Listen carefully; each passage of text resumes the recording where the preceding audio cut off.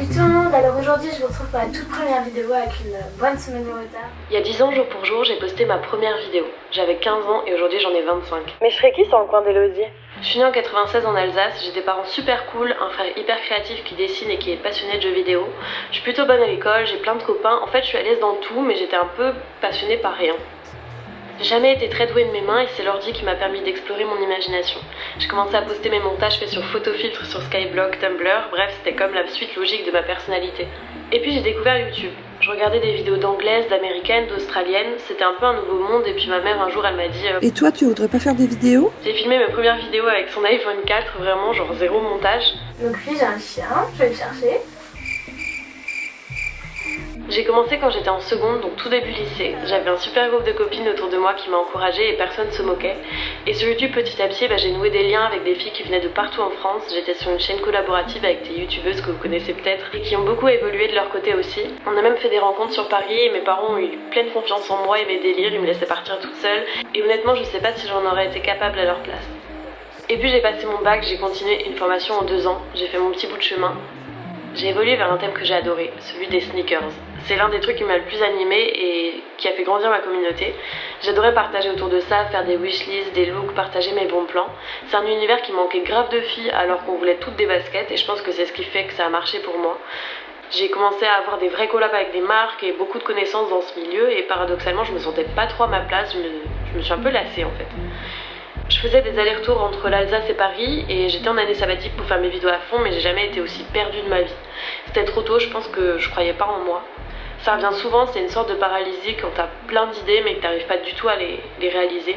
Tu regardes les autres avancer ou dans mon cas, je regarde ce que je faisais il y a 3-5 ans et je me demande encore est-ce que c'est vraiment intéressant ce que je fais aujourd'hui? Est-ce que c'est pas moins bien? Est-ce que je devrais arrêter? Mais j'ai continué les vidéos avec des trous d'air hyper prises par les études, mais ce truc là qui continuait de me faire du bien, c'était partager tout ce qui m'intéressait, tout ce qui me faisait rire et tout ce qui me faisait douter et sans trop réfléchir. Et petit à petit j'ai commencé à sortir de ce thème un peu streetwear dans lequel je m'étais un petit peu enfermée. J'ai élargi un petit peu mes horizons pour parler de tout ce que j'aime au quotidien. En fait, vous et les gens qui m'entouraient m'ont fait vraiment prendre confiance en moi. C'est aussi le moment où j'ai commencé à faire des vidéos qui me ressemblaient plus, à voyager seule. Et du coup je me dis pourquoi ne pas aller toute seule sur une île? Parce que je savais que je partageais mes découvertes à quelqu'un et que ça l'intéresser. Et ça m'a appris à apprécier les choses, être plus intuitive je pense. Comme si j'avais des lunettes un peu différentes pour voir la vie sous un autre angle. Celui de partager et représenter un groupe qui a les mêmes passions que moi.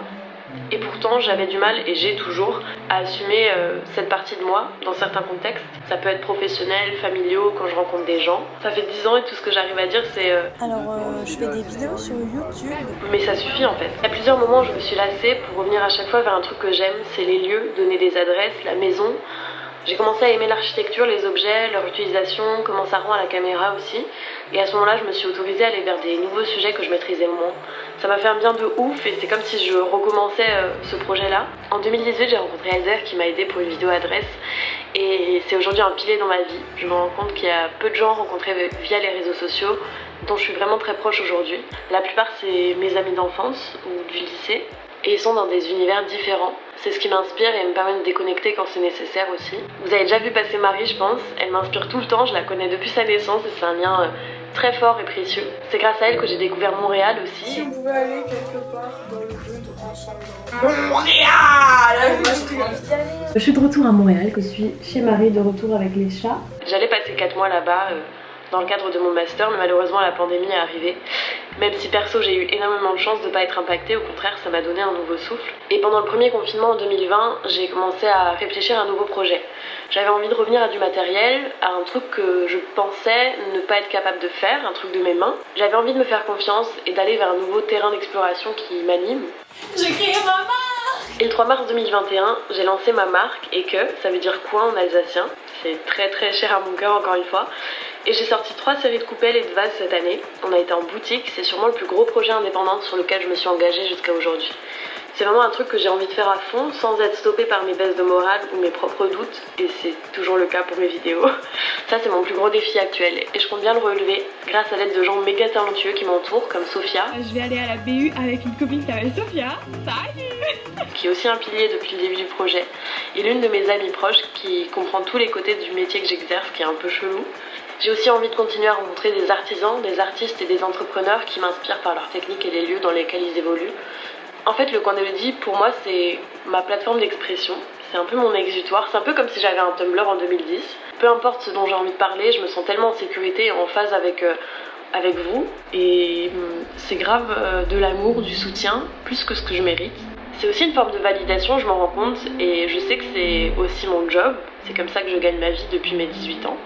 Ça me permet d'être indépendante, mais avant tout, c'est pour moi le fil conducteur de ma vie et comment j'évolue depuis 10 ans.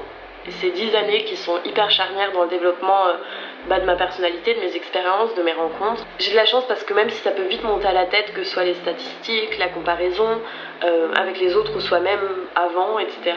J'ai toujours kiffé en fait de continuer à créer des vidéos plutôt que comment elles sont reçues au final. Et mes vidéos préférées, c'est pas du tout celles qui vont le plus marcher. Mon travail il est connecté à mes émotions, j'ai envie de dire, et pas une productivité ou une recherche de buzz. Donc j'ai envie de continuer à vivre ce moment, qui est éphémère je sais, mais qui dure depuis 10 ans, avec plein de mini-moments et de mini-passions. Et c'est chelou, mais j'ai l'impression d'avoir commencé hier. En fait, je pourrais jamais exprimer à quel point je suis reconnaissante de tout ça. Donc merci, c'est mon coin et vous avez grave votre place dedans. C'est notre coin. To breathe.